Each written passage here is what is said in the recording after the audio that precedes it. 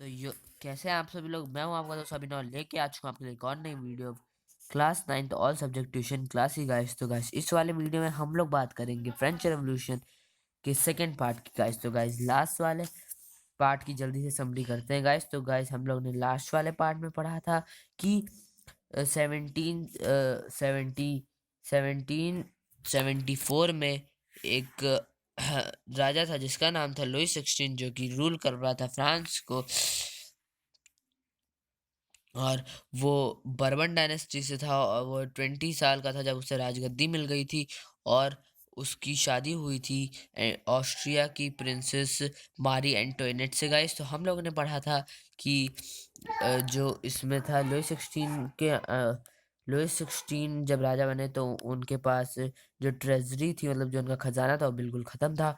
और उन्होंने तब भी मदद की थी अमेरिका की, उसकी 13 कॉलोनीज की आज़ादी के लिए, उससे ब्रिटेन के लिए। तो जब अमेरिका की उसने मदद की थी ताकि वो अपनी 13 कॉलोनीज ब्रिटेन से आज़ाद करा सके। और इससे वॉर, आपको पता है कि बहुत ज़्यादा वॉर का बहुत ज़्यादा एक्सपेंडिचर होता है गाइस। तो जब उसने उसकी मदद की थी गाइस, तो फिर जो 1 बिलियन लिवरे का उसके ऊपर कर्ज था वो इंक्रीज हो गया था 2 बिलियन लिवरे पे गाइस। और जो ये सारा टैक्स था, ये सिर्फ थर्ड स्टेट को देना पड़ता था। फ्रेंच सोसाइटी 3 स्टेट में थी। फर्स्ट थी क्लर्जी, जिसमें चर्च से संबंधित प्राइस वगैरह थे। सेकंड था नोबल्स, जिसमें जिसमें कि हमारे बहुत सारे लोग थे, जिसमें कि मिनिस्टर्स, राजा वगैरह। थर्ड था जिसमें लॉयर्स और शॉपकीपर्स और जितने भी normal big businessman, merchants, court official, lawyer, government official, small peasants, landless labour servant और आर्टिसन वगैरह जो भी थे, वो थर्ड स्टेट में थे। तो उन्हीं को सारा टैक्स देना पड़ता था। अब उनको दो टैक्स देने पड़ते थे। एक तो वो देते थे गाइस टिट्ठे। टिट्ठे जो होता था वो उन लोग को, चर्च को देना होता था, जो 1/10 ऑफ एग्रीकल्चर प्रोड्यूस होता था। और एक वो टेल देते थे जो सीधा स्टेट को पे करते थे गाइस। गाइस उसके बाद हम लोगों ने पढ़ा कि किस प्रकार, हाँ, जो फ्रांस की पॉपुलेशन थी वो 1715 में 23 मिलियन थी और 1789 में वो 28 मिलियन हो गई। और क्योंकि उतना ज़्यादा ग्रेन प्रोड्यूस नहीं हो पा रहा था, क्योंकि बहुत सारे कारणों के कारण जो ग्रेन प्रोड्यूस हो भी रहा था वो बहुत ख़राब हो जा रहा था। तो इससे सब्सिस्टेंस क्राइसिस अकर हुई थी। तो सब्सिस्टेंस क्राइसिस क्या होती है? एक ऐसी स्थिति होती है वो, जब मतलब जो बेसिक चीज़ें होती हैं जीने के लिए, वो सब जब खतरे में होती है गाइस। तो गाइस अब फ्रेंच रेवोल्यूशन में हम लोग आगे पढ़े पढ़े थे कि मिडिल क्लास पीपल का वो हुआ था। मिडिल क्लास पीपल नाम का एक सोशल ग्रुप हुआ था, जिसमें जो वो पर्सन जो कि अपना अपना वेल्थ ओवर सी स्ट्रेट से इंक्रीज करते थे और मैन्युफैक्चर ऑफ गुड्स से इंक्रीज करते थे। और फिलोसफर्स भी बहुत सारे इसी बीच में आए थे in the beginning of 18th century, जिसमें थे पहले हमारे जी जॉन लॉकी, जिन्होंने टू ट्रीटाइसिस ऑफ गवर्नमेंट लिखा था। और उन्होंने बुक लिखी थी two treatises of government guys. और उन्होंने उसमें रिफ्यूज कर दिया था डॉक्ट्राइन ऑफ डिवाइन फॉलो करने के लिए। और एब्सोल्यूट राइट ऑफ मोनार्क भी उन्होंने वो कर दिया था, रिफ्यूज कर दिया था फॉलो करने से। उनका मानना था इसके अनुसार, एब्सोल्यूट राइट ऑफ मोनार्क के अनुसार, सारी पावर किंग के पास होगी। और किंग जो हेड पोजीशन होगी वो हेरिडेटरी होगी, और किंग के बाद उसके बेटे आदि इत्यादि को मिलेगी।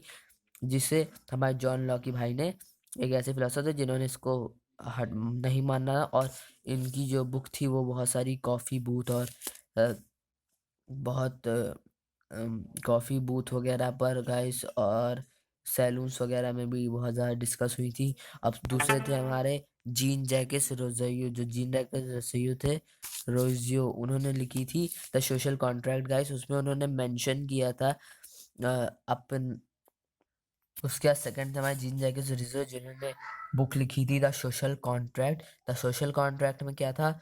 उन्होंने मेंशन किया था कि जैसे इंडिया में इस वक्त करंट में है कि कोई जो होगा, गवर्नमेंट होगी वो इलेक्शन द्वारा चूज हो, और पीपल उन्हें इलेक्ट करें, और पीपल और उस उनके रिप्रेजेंटेटिव के बीच में कांटेक्ट हो, मतलब वो लोग आपस में मिलें, समस्या पे डिस्कस करें। और उसके बाद थर्ड थे हमारे मॉन्टेस्क्यू, जिन्होंने लिखी थी the spirit of loss. Spirit of loss में उन्होंने जो three three division of power है जो कि इस वक्त इंडिया में फॉलो होती है। पहला होता है लेजिस्लेटिव, दूसरा जिसमें एमएलए और एमएलसी वगैरह होते हैं, दूसरा होता है एग्जीक्यूटिव जिसमें गवर्नमेंट ऑफिसर्स वगैरह होते हैं, और तीसरा होता है जुडिशरी जिसमें लॉयर्स और जजेस वगैरह होते हैं। ये उन्होंने भी किया था, तो इनके बहुत ज़्यादा अच्छे से इनके जितने भी फिलॉसफी थी ये सब डिस्कस हुई थी गाइस। और गाइस उसके बाद हम लोगों ने पढ़ा था कि जब ये हम लोगों ने फ्रेंच सोसाइटी डिस्कस की थी, हम लोगों ने शुरुआती में पढ़ा था कि जब फ्रांस ने लुइस 16 की हेल्प से अमेरिका की 13 कॉलोनीज को आज़ाद करने में मदद की थी गाइस। तो इसके बाद हुआ कुछ यूँ था कि जो 1 बिलियन लिवरे का कर्ज था वो 2 बिलियन लिवरे पे हो गया था। और हम लोगों ने अंत में पढ़ा था पिछले वीडियो के लास्ट में कि किस प्रकार जो किंग था वो अकेले नहीं इंक्रीज कर सकता था, क्या उसे मतलब थर्ड स्टेट को ही सिर्फ टैक्स पे करने थे, परंतु वो टैक्स नहीं इंक्रीज कर सकता था। तो हम लोगों ने पढ़ा था कि 300 मेंबर्स जो होते हैं, 300 मेंबर होते हैं फर्स्ट स्टेट के, जो कि होती है क्लर्जी। क्लर्जी में ऑलमोस्ट ऑलमोस्ट सब पढ़े लिखे होते हैं। और 300 मेंबर होते हैं नोबल्स के गाइस। तो पहले था उसमें जब लास्ट बार ये हेल्ड हुई थी 1614 में हेल्ड हुई थी ये स्टेट जनरल की मीटिंग। अब स्टेट जनरल एक ऐसी मीटिंग थी, एक ऐसी पॉलिटिकल बॉडी थी जिसमें जो तीनों स्टेट के मेंबर्स थे वो अपने मेंबर्स को भेजते थे कोई भी रूल और आदि इत्यादि को डिस्कस करने के लिए। तो ये लास्ट बार 1614 में हुई थी। उसके बाद इसे लुइस 16 ने बुलाया था। कब? लुइस 16 ने इसे बुलाया था 5 मई। लुइस 16 ने इसे 5 मई 1789 में बुलाया था ताकि वो टैक्स इंक्रीज कर सके। अब क्लर्जी और नोबल्स तो हमेशा साथ साथ हो जाते थे क्योंकि इन्हीं की प्रॉफिट की बात थी। बाकी 600 मेंबर्स थे थर्ड स्टेट में जो कि सारे पढ़े हुए लिखे लोग थे। पर ऐसा नहीं था कि वो बाकी, क्योंकि सबसे ज़्यादा मेंबर्स इसी में थे थर्ड स्टेट में, तो ये लोग अपने साथ हर बार लेटर्स लाते थे अपनी पूरी स्टेट को, पूरे स्टेट में जितने लोग थे उन सब के लेटर्स लाते थे ताकि अपनी पूरी बात पूरी स्टेट जनरल के सामने रख सके। तो अब की बार जब 1789 में हुआ तो इन्होंने कुल मिला के 40,000 लेटर लाए थे। 40,000 लेटर्स लाए थे अपने साथ ताकि डिस्कस कर सकें। अब लुइस 16 ने कहा कि भाई मैं चाहता हूँ कि मैं टैक्स इंक्रीज कर दूँ। तो थर्स्ट से जानता था कि सारा टैक्स उसी को पे करना है। क्लर्जी और नोबेल ने हाँ हाँ खुशी खुशी हाँ कह दिया। तो जो रेशियो था 2:1 का था, तो उसके अकॉर्डिंग मेजोरिटी इन लोग के साथ थी तो थर्ड स्टेट को पे करना ही था। पर तुरंत थर्ड स्टेट ने कहा था कि नहीं, अब की बार ऐसा करिए कि हर मेंबर्स के पास 1 वोट हो। पहले था कि ईच स्टेट हैड 1 वोट। 1614 तक जो था, 1614 तक जो स्टेट जनरल की मीटिंग होती थी उसमें था ईच स्टेट हैड 1 वोट। तो गैस उसमें फिर इन्होंने चेंज करने के लिए कहा थर्ड स्टेट ने, उन्होंने कहा ईच मेंबर हैज 1 वोट।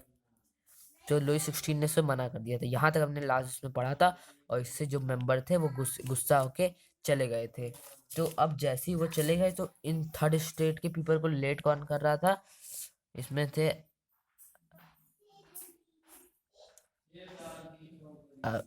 अवेसियस और मीरा ब्यू।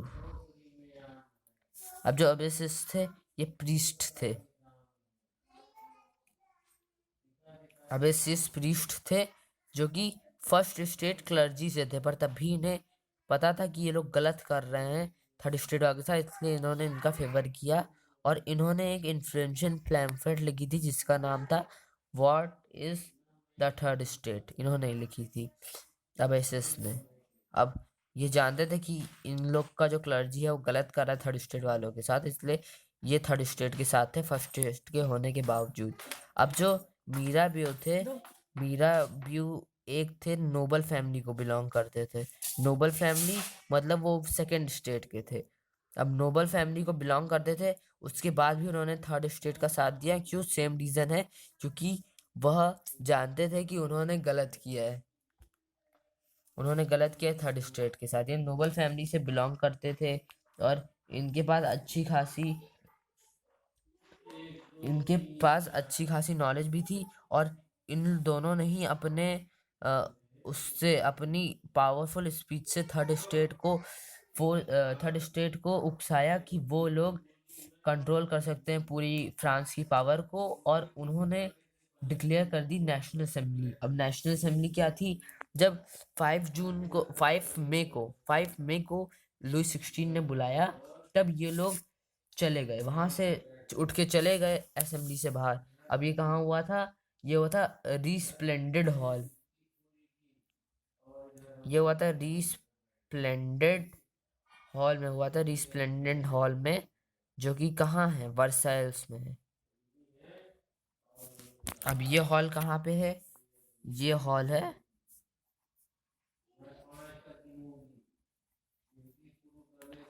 वर्साइल्स में गाइस।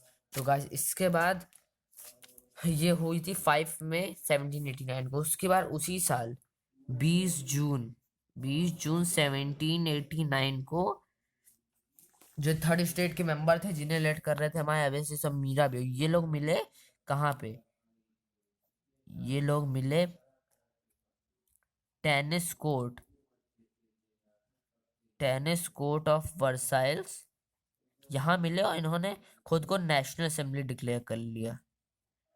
इन लोगों ने खुद को नेशनल असेंबली डिक्लेयर कर दिया और इन्होंने कहा कि ये लोग अब तभी उठेंगे जब ये पूरा कॉन्स्टिट्यूशन, फ्रांस का नया कॉन्स्टिट्यूशन बना लेंगे।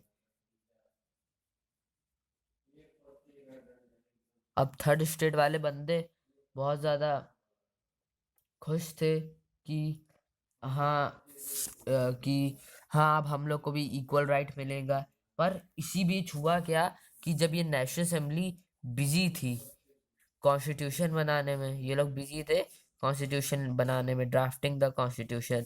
तो उस बीच हुआ क्या कि एक विंटर रोस्ट एक विंटर में एक तूफान आता है जिससे मतलब जो फसलें होती है खराब हो जाती हैं। इंडिया में भी आता है। उसकी वजह से जो फसलें थी वो खराब हो गई, तो उससे जो ब्रेड का प्राइस था वो इंक्रीज हो गया।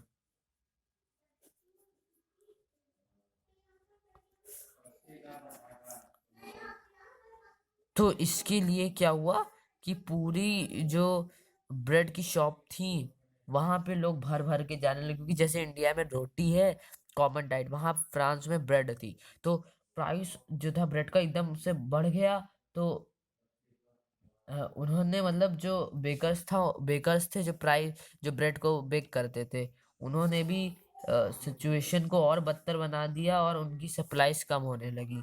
अब जब लोग थे उन्हें बहुत देर तक पूरे क्राउड्स में वो लोग खड़े रहते थे बहुत देर तक। इतनी लंबी लाइन होने लगी कि उन लोग को घंटे 2 घंटे तक ब्रेड लेने के लिए इंतजार करना पड़ता था।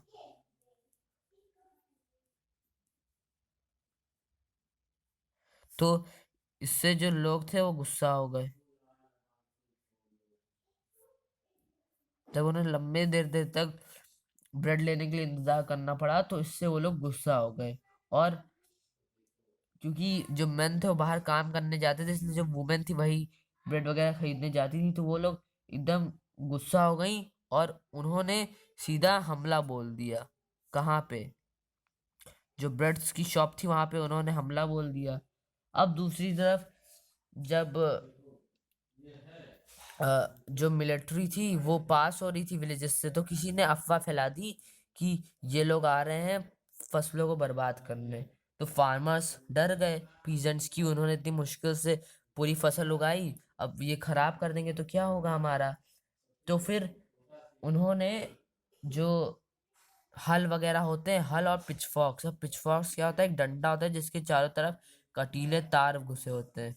वो लेके हमला बोल दिया। कहाँ? चैत्युक्स पे। चैत्युक्स क्या होता है? एक कोई भी जगह और कोई भी राजमहल जो कि किसी नोबल को बिलोंग करता हो, किंग को, वहां पे उन्होंने हमला बोल दिया कि उन्हें कुछ हथियार वगैरह मिल जाएंगे। उन्होंने नोबल उन्होंने जितने भी डॉक्यूमेंट थे और उन सबको जला दिया, और जो वहाँ ग्रेन थे नोबल्स की फैमिली को सेटिस्फाई करने के लिए वो सब ले लिया, ताकि उन उनकी फैमिली को कोई कमी ना पहुंचे। अब इतना सब पूरे उसमें फ्रांस में घट रहा था, तो जो हमारे लुई 16 थे वो डर गए। वो जान रहे थे अगर उन्होंने कुछ नहीं किया तो उनकी उन्हें मार दिया जाएगा, तो उन्होंने जो कॉन्स्टिट्यूशन नेशनल असेंबली बना रही थी उसको एक्सेप्ट कर लिया। और ये हो गया कि अब से इनकी पावर पार्लियामेंट और जो कॉन्स्टिट्यूशन है उसके उस पे पास उसके अकॉर्डिंग ही रहेगी, इनके पास सारी पावर नहीं रहेगी। तो 4 अगस्त 1789 को जो कॉन्स्टिट्यूशन नेशनल असेंबली थी उसने जो feudal system of obligation and taxes था उसको अबॉलिश कर दिया। मतलब इसके अकॉर्डिंग क्या था, feudal system of obligation and taxes कि जो भी टैक्स है थर्ड स्टेट को पे करना पड़ेगा, तो ये इन्होंने हटा दिया। इन्होंने मतलब जो क्लर्जी के मेंबर थे जो उनका बर्थ राइट था उसको भी हटा दिया, और जो चिट्ठे थे जो मतलब सीधा चर्च को पे करने थे उन्हें भी इन्होंने हटा दिया। और इन्होंने कहा कि सब लोग अब बराबर टैक्स देंगे। अब जो गवर्नमेंट थी उसको मतलब इतना सब कुछ इन्होंने हटा दिया, टिट्ठे विट्ठे जो भी था वो सब हटा दिया। इन्होंने कहा कि सीधा अब जो टैक्स होगा वो सीधा पे होगा नोबल को, जिससे कंट्री का वेलफेयर होगा। अब उससे जो इनके ऊपर 2 बिलियन लिवरे का कर्जा था वो पूरा हो गया।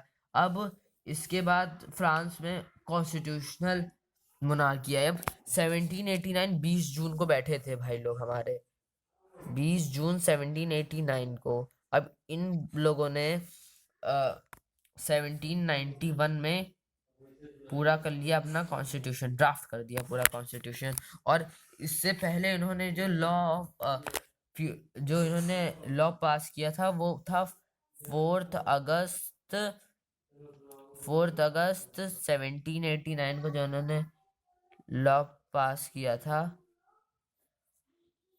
उसके तहत इन्होंने फ्यूडल सिस्टम पास किया। फिर 1791 में इन्होंने पूरा नया लॉ पास किया जिससे पूरा कॉन्स्टिट्यूशन ड्राफ्ट कर दिया। और इसमें जो पावर थी मोनार्क की वो सब इन्होंने कम वगैरह कर दी। और अब था कि जो पीपल थे उन्हें भी वोट मिल गया राइट का, और इन्होंने थोड़ा बहुत डेमोक्रेसी किया, भाई ये फुली डेमोक्रेट नहीं हुए।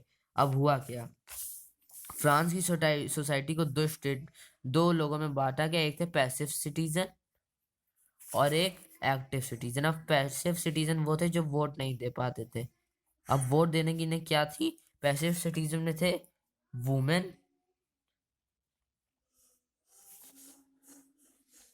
वुमेन अब पैसिव सिटीजन में वुमेन, चिल्ड्रन और जो भी यंग लोग थे below 25 of age, below 25 years of age. और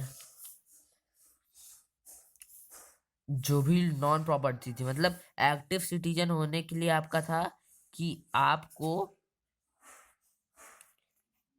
1/3 जो लेबर की वेज होता है, जो तीन आपको टैक्स पे करना पड़ेगा, जो 3 डे का लेबर का वेज होता है उतना उतना आपको टैक्स पे करना पड़ेगा पूरा। तभी आप एक्टिव सिटीजन होंगे, और आपको 25 ईयर एज से अबव होना है, वो भी सिर्फ मेल को।